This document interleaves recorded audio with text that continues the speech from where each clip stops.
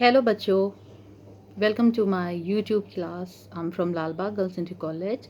बच्चों, जैसे कि पहले मैं आपको प्रभावकों के बारे में बता चुकी हूँ, जिसके अंतर्गत आपके पास मसल्स और ग्लैंड्स आती हैं। तो मैंने आपको नलिका युक्त ग्रंथियों के बारे में बता दिया है। आज मैं आपको बताऊंगी बहिर्स्रावी ग्रंथियाँ या नलिका विहीन ग्रंथियाँ। ये वो ग्रंथियाँ होती हैं जिनमें से कुछ केमिकल्स या हार्मोन्स का स्राव होता रहता है और जिनके स्राव के कारण हमारे व्यवहार पर सीधा सीधा असर पड़ता है। पहले मैं आपको उन ग्रंथियों का नाम बताऊंगी जिन्हें आपको सावधानी पूर्वक अपनी कॉपी पे नोट डाउन करना है। सबसे पहले ग्रंथि है आपकी पिट्यूटरी ग्लैंड, जिसे मास्टर ग्लैंड भी कहते हैं।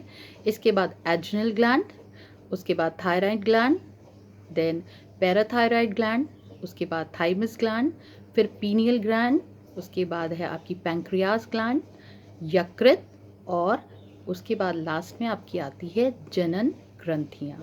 तो सबसे पहले मैं आपको बताती हूँ पीयूष ग्रंथि या मास्टर ग्लैंड, जिसे पिट्यूटरी ग्लैंड भी कहते हैं।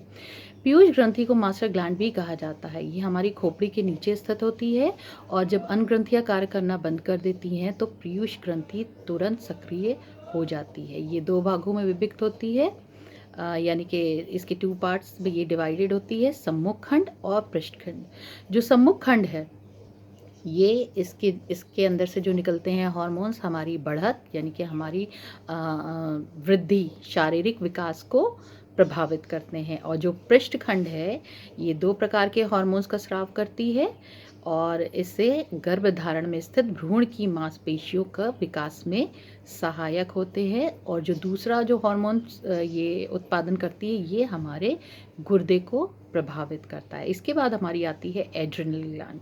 एड्रिनल ग्लैंड का हमारे व्यक्तित्व पे बहुत प्रभाव पड़ता है, क्योंकि इन ग्रंथियों से निकलने वाले जो भी केमिकल्स होते हैं अगर वो ज़्यादा मात्रा में निकलेंगे तो हमारा व्यवहार असमान हो जाएगा। ये प्रत्येक गुर्दे के ऊपरी भाग के ऊपर स्थित होती है, गुर्दे के समान दो भागों में विभक्त होती है और इसके दोनों भाग कॉर्टेक्स और मेडुला कहलाते हैं। यानी ये भी पीयूष ग्रंथि की तरह दो भागों में विभक्त होती है और इसके भी दो भाग होते हैं, पहले भाग को कॉर्टेक्स और दूसरे भाग को मेडुला कहते हैं।